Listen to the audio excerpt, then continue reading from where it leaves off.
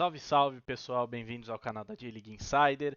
Hora da gente falar da nossa jornada asiática, né? Como que os clubes japoneses se saíram no meio de semana pelas competições da FC. Sempre lembrando, na FC Champions League Elite estão o Kawasaki Frontale, o Vissel Kobe e o Yokohama F Marinos. Na AFC Champions League 2 está o Sanfrecce Hiroshima. Todos eles ganharam na rodada e a gente vai falar um pouco mais de cada um deles. E eu quero começar diferente do que eu faço normalmente quando a gente faz numa ordem cronológica, os jogos de terça, o jogo de quarta e o jogo de quinta. Eu quero começar falando do Yokohama Marinos, que venceu e venceu bem o Buriram United da Tailândia por 5-0. Para você que começa a assistir o vídeo, você provavelmente pensa, poxa, mas é um time da Tailândia, venceu por 5-0, não é um resultado normal? O Buriram United era o terceiro colocado na FC Champions League Elite, pelo menos no lado dos times japoneses, né? A gente lembra que a FC divide as suas competições continentais em conferências, né? Assim como a NBA. E o Buriram United era o terceiro clube melhor colocado na Conferência Oriental. Por isso, um resultado muito interessante do Yokohama Marinos e também muito interessante baseado naquilo que a gente foi noticiando ao longo da semana passada. Na semana passada, o Yokohama Marinos trocou de diretor técnico, chegou um cara que era do Urawa e foi noticiado que a diretoria do Marinos, através dessa nova chegada, dessa nova adição, estava pensando em adotar o modelo do Urawa e focar mais na contratação de jogadores europeus, principalmente de jogadores escandinavos, justamente de jogadores nórdicos, né? Dinamarca, Suécia, Finlândia, Noruega, Islândia, jogadores dessa região da Europa que acabaram vindo para o Urawa. Também teve o Brian Linsen, que é holandês. Enfim, dá um foco maior para jogadores europeus. O foco do Marinos ultimamente estava sendo em brasileiros e alguns africanos, como é o caso do Jean-Claude, por exemplo, o togolês. Mas muita gente, e até a página do Marinos no Brasil, né, da torcida do Marinos no Brasil, comentou em algumas notícias que a gente foi dando, o Japão FC também foi dando ao longo da semana, que era um erro estratégico, que o foco tinha que ser em reforçar a defesa, justamente porque o ataque está muito bom. E justamente, né, acho que o modo como foi a partida do Marinos realmente mostra que o problema não é o ataque.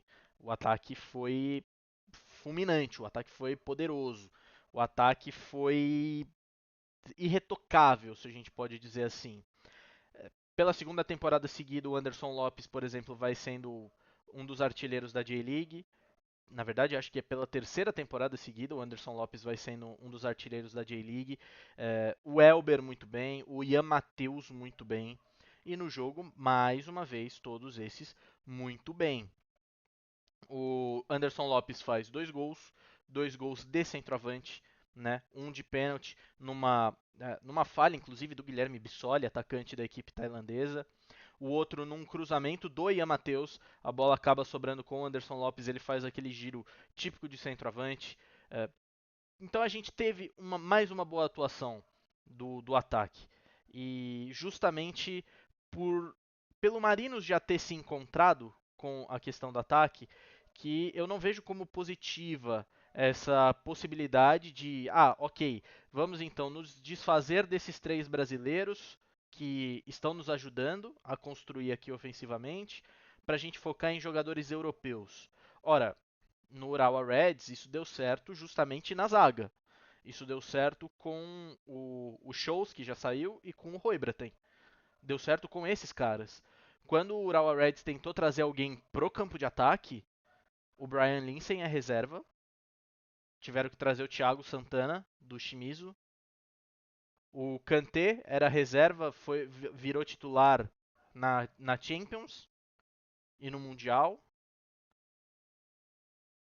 Não dá para entender. Você tem um centroavante que é capaz de te entregar 30 gols por ano, você vai se desfazer dele porque ele é brasileiro, não é europeu, e agora eu quero investir em europeu.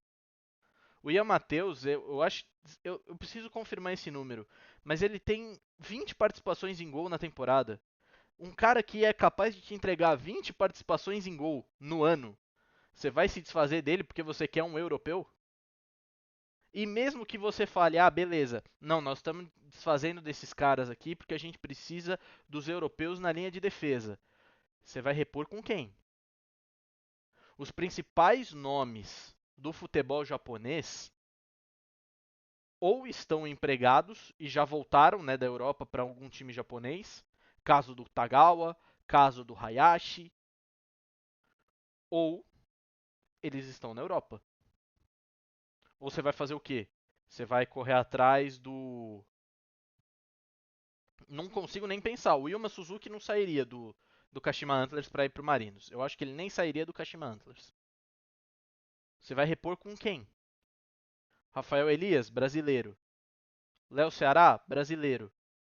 Cara, você tem o vice-artilheiro da atual J-League. Se eu não me engano, ele tá encostado no Léo Ceará. Tá pau a pau, Léo Ceará e Anderson Lopes. Ano passado ele empatou com o Yuya Osako. É um cara capaz de te entregar 25, 30 gols por ano. Não faz sentido o que essa diretoria nova do Marinos está pensando, se o que eles estão pensando é o que realmente foi noticiado. E o jogo contra o Buriram prova isso. Primeiro gol sai justamente de uma falha de marcação, até aí tudo bem.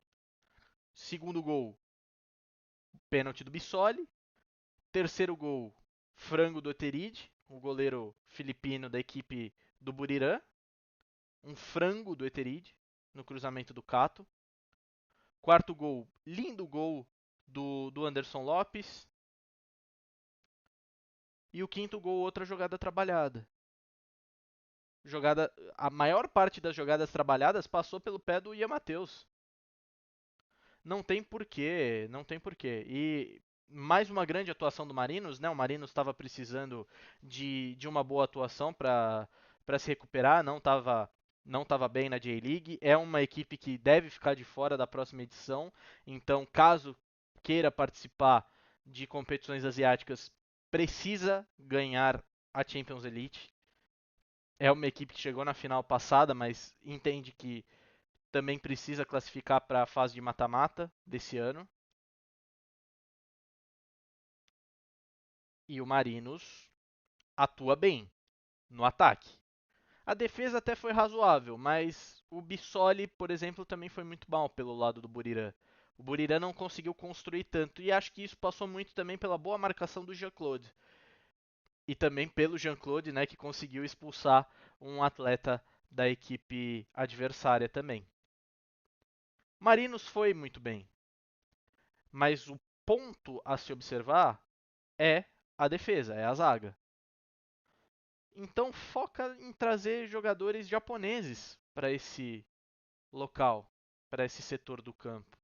O ataque não precisa mexer. Acho que o trio brasileiro, Matheus, o Anderson e o Elber, cara, eles conseguem te entregar quase 40 gols por ano. 40 gols. Se a gente vai falar em participação em gol, tudo bem que tem assistência do Matheus pro Anderson, assistência do Anderson pro Elber, do Elber pro Ian. Mas se a gente for pegar só a estatística separada, é um trio de ataque que consegue te entregar 50, 60 participações em gol por ano. Se não mais. E isso ficou provado contra o Buriram. Quando o Marinos tem a possibilidade de construir, como teve, fica fácil. Fica fácil. Precisa acertar na escolha técnica e arrumar a defesa. Se conseguir fazer isso, ano que vem a gente está vendo o Marinos disputando o título de novo. É isso que precisa ser arrumado. Enfim, vamos passar para o próximo jogo, para o jogo do Vissel Kobe.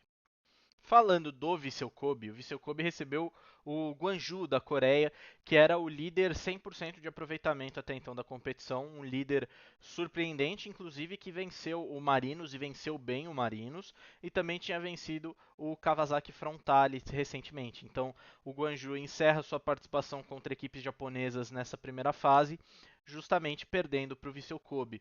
Foi um jogo muito interessante, principalmente porque o Vissel Kobe, mesmo com um time misto, já que tem jogos importantes agora nesse final de ano pela J-League para tentar conquistar o bicampeonato, tentar levar a Copa do Imperador também ainda esse mês, dia 23, contra o Gamba Osaka. O Vissel Kobe vai muito bem, o Vissel Kobe foi muito bem. O Vissel Kobe dominou as ações ofensivas, conseguiu fazer uma construção muito legal. O Daijo Sasaki participando muito do jogo e o Taisei Miyashiro também.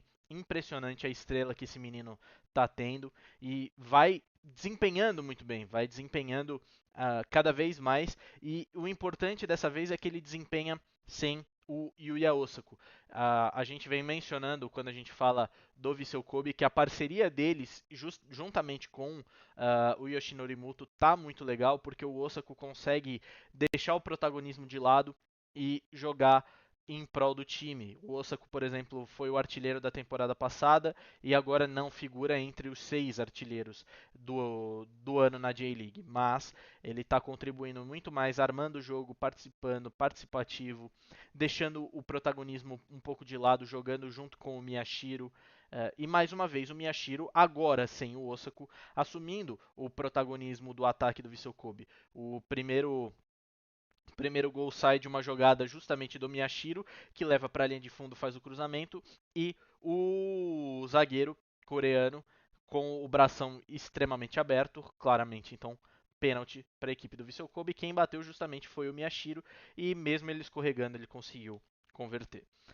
A partir daí o Vissel Kobe continua dominando, o Jean Patrick também, que foi titular na partida, indo muito bem pelo lado esquerdo, trabalhando bem o seu 1 para 1, trabalhando bem para cima da defesa do Guangzhou, que dessa vez com o placar contrário, não conseguiu tão bem desenvolver o seu jogo ofensivo e foi muito mais pressionado pelo Vissel Kobe do que atacou o gol do Daya Maekawa, e a partir daí era questão de tempo até o Vissel Kobe ampliar o placar, e é justamente o que faz com o Sasaki, mas também com participação do Miyashiro. O cruzamento vem, se eu não me engano, do Ryo Hatsuse, o Miyashiro tenta de cabeça, a bola fica com o goleiro, mas o goleiro acaba sobrando para o meio da área e o Daijo Sasaki está ali para concluir a gol. 2-0 para o Vissel Kobe. Vissel Kobe que assume agora a primeira colocação da Conferência Oriental da AFC Champions League Elite. São 3 vitórias, um empate e nenhuma derrota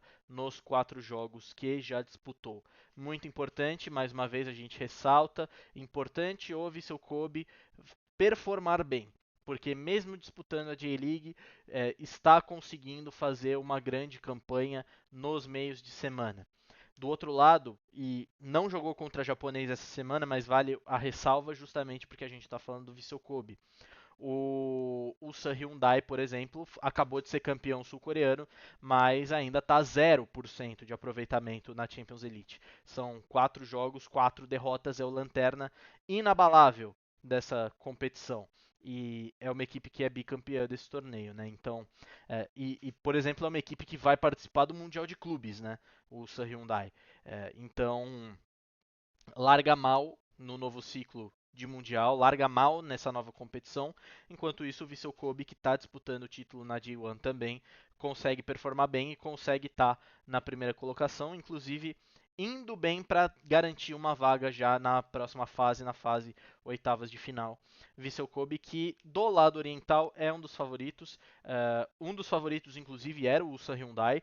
Eu tinha 4 favoritos nessa primeira parte de campeonato, pelo menos na conferência que a gente fala, que são os 3 japoneses, naturalmente, e o Sun Hyundai. Claro que do outro lado a gente vai ter mais favoritos, tem o Al Ain e tem os 3 clubes sauditas, então 4 de cada lado, né? Então acho que é até interessante para a gente debater isso, porque justamente eu acho que são, caso não se enfrentem nas oitavas de final, acho que são as equipes que farão a fase final da competição, quarta semi e a final lá no ano que vem na Arábia Saudita. Acho o Sun Hyundai é praticamente fora, né, praticamente eliminado, mas eu acho que os 3 japoneses, os 3 sauditas e o Al Ain vão conseguir estar na fase final, são obviamente francos favoritos a ganhar a competição.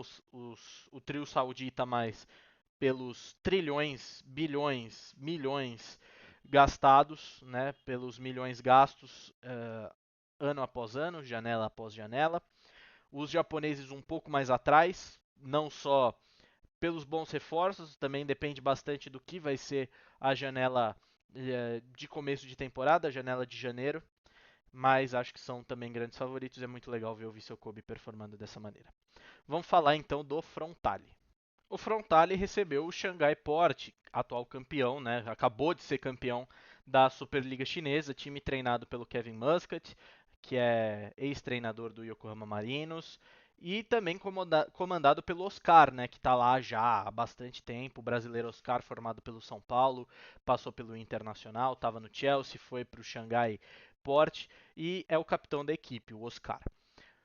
Mais uma boa partida do Frontale, estava precisando mostrar, tinha só uma vitória na competição, era a única equipe japonesa fora do top 8, que é quem classifica para as oitavas de final, e uma boa partida. O primeiro gol do Ienaga sai numa boa jogada também, trabalhada pela equipe do Kawasaki Frontale. O Erisson apareceu muito bem, inclusive no segundo e no terceiro gol.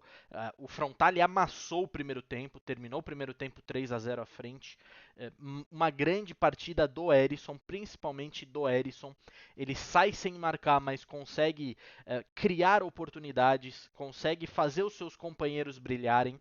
O segundo gol, inclusive, é uma bola enfiada para o Erisson, que ele consegue bater ao gol e consegue fazer o goleiro fazer uma excelente defesa, o goleiro chinês.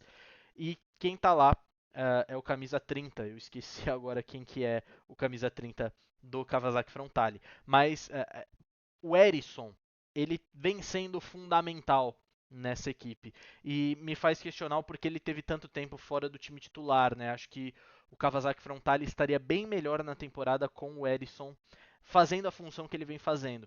E na Champions League o Erisson é imparável. Ele chegou na Champions passada, o Frontale foi eliminado, mas ele marcou, se eu não me engano, foram 3 gols em 2 jogos contra o Shandong Taishan. Dessa vez ele vai marcando gols. Se eu não me engano, o único gol do Frontale na competição tinha sido dele. E agora ele consegue duas participações em gol importantes, importantíssimas, duas participações em gol do Erisson.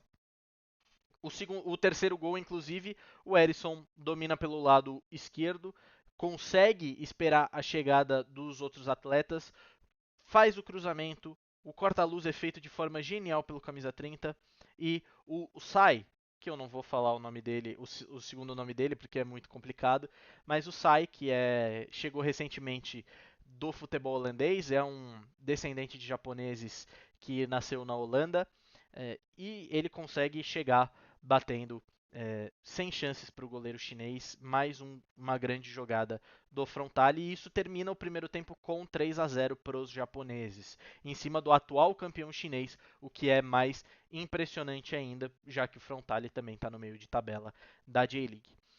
O segundo tempo, naturalmente, tem vacilos do Frontale. O Oscar começa a aparecer um pouco mais para o jogo.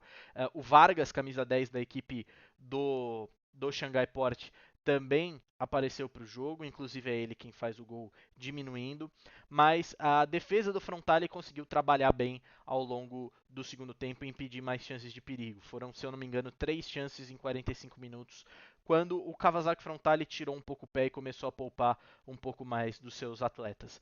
Mais um grande jogo do Frontale, não tem muito que a gente possa falar, só elogiar a atuação e elogiar a atuação principalmente do Erisson, que para mim foi o melhor em campo, disparado. E agora o Frontale consegue dar um salto e voltar para dentro da zona de classificação, o que é bem importante. Faltam 4 jogos ainda, né? E a gente chegou na metade dessa primeira fase, então é muito importante que o Frontale se mantenha por ali, né? Pode classificar até em oitavo, mas é muito importante que o Frontale se mantenha ali dentre os 8 primeiros para que consiga avançar a fase oitavas de final. A gente lembra que, principalmente pelo fato dos clubes sauditas terem possibilidade de ganhar ano sim, ano também, é importante pontuar, né? É importante pontuar, é importante estar bem no ranking para que caso o Al Hilal ganhe 2 vezes seguidas, caso o Al Nassr ganhe 2 vezes seguidas, uma equipe japonesa esteja ali para tomar o lugar, para que esteja ali para estar no Mundial de Clubes. Acho que o mais importante nesse momento é uma equipe japonesa estar no Mundial de Clubes,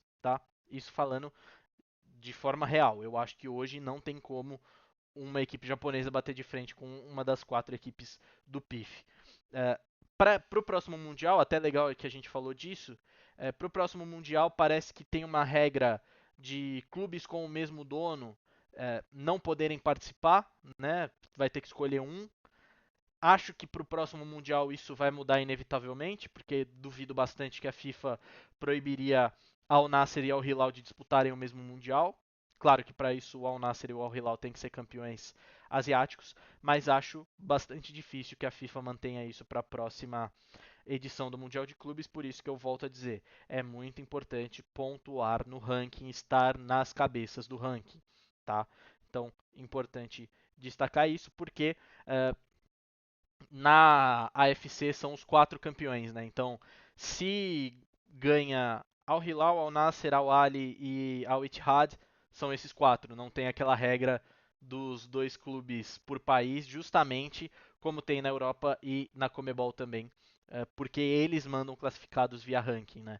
E a Ásia não manda. Então, é importante estar bem posicionado no ranking para caso tenham 3 vencedores diferentes, 2 vencedores diferentes ou só um vencedor nos 4 anos do ciclo do Mundial. É importante que tenha uma equipe japonesa pelo menos nos primeiros lugares desse ranking para que esteja dentro do próximo Mundial de Clubes. Isso é muito importante. Então, vitória muito boa do Frontale para conseguir uma boa classificação até o momento, agora que a gente chegou na metade da Champions Elite.